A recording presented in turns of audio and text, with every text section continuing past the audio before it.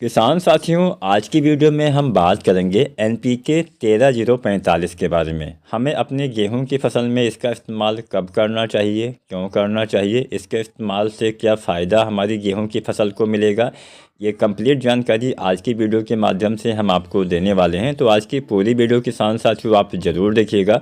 और कोई भी आपके मन में अगर सवाल है, कुछ भी आपके मन में सुझाव है तो आप कमेंट भी कर सकते हैं।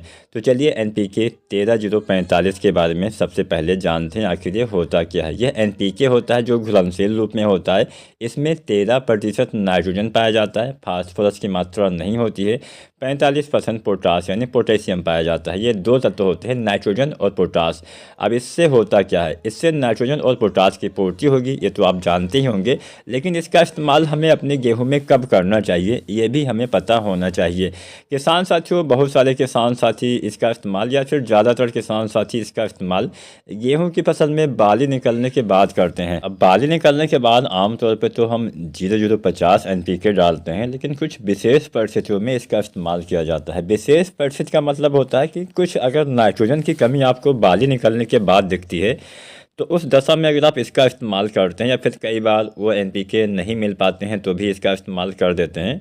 तो कुल मिला के अगर बाली निकलने के बाद आपको कुछ पीलापन, खासकर जो ऊपर वाली एक दो पत्ती में पीलापन, खासकर स्लैग लीफ में कुछ हल्का पीलापन दिखता है, कुछ नाइट्रोजन की कमी आपको महसूस होती है आपके पौधे को, तो ऐसी कंडीशन के लिए एनपीके 13045 का निर्माण किया गया है, ताकि आपके पौधे में नाइट्रोजन की पूर्ति हो सके और पोटास की पूर्ति भी हो सके, जिससे आपकी फसल की बालियों का विकास, बालियों का निर्माण और अच्छे से हो सके। तो यह एनपीके नाइट्रोजन पोटास की पूर्ति बाली निकलने के बाद की अवस्था में इसका इस्तेमाल ज़्यादातर किसान साथी करते हैं।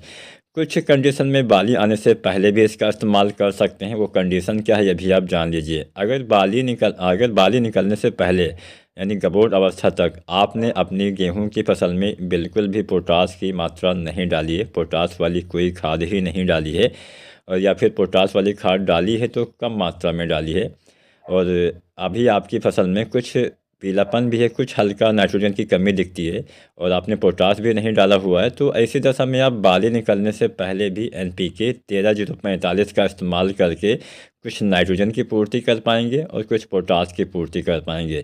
अब हाँ, अगर मान लीजिए पीलापन नहीं दिखता है तो ऐसी कंडीशन के लिए एनपीके जो आता है 0050 वो सबसे बढ़िया काम करता है। तो अगर पीलापन बाली आने के पहले भी ना दिखे तो आप 0050 का इस्तेमाल कर दीजिए।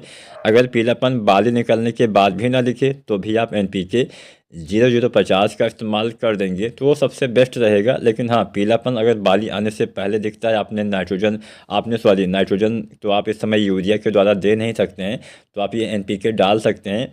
या फिर कुछ किसान साथी यूरिया का भी स्प्रे कर देते हैं। जब आप 0/34 डालते हैं तो 1-2 किलो यूरिया भी डाल के कुछ नाइट्रोजन की पूर्ति ऐसे भी की जा सकती है। तो आपको अपने हिसाब से, अपने फसल के कंडीशन के हिसाब से खादों का इस्तेमाल करना चाहिए। फसल स्वस्थ दिख रही है, अच्छी दिख रही है, आपने बुआई के समय समस्त खादें डाली है, मतलब जो भी खादें हमें देनी होती हैं वो सभी खादें आपने अच्छे से डाल दी हैं, तो आपको केवल एक एनपीके बाली निकलने से पहले डालना चाहिए 0/34, और एक एनपीके बाली आने के बाद डालना चाहिए एनपीके 0050। लेकिन हाँ, पीलापन दिखता है तो 13045 सबसे बढ़िया काम करने वाला है।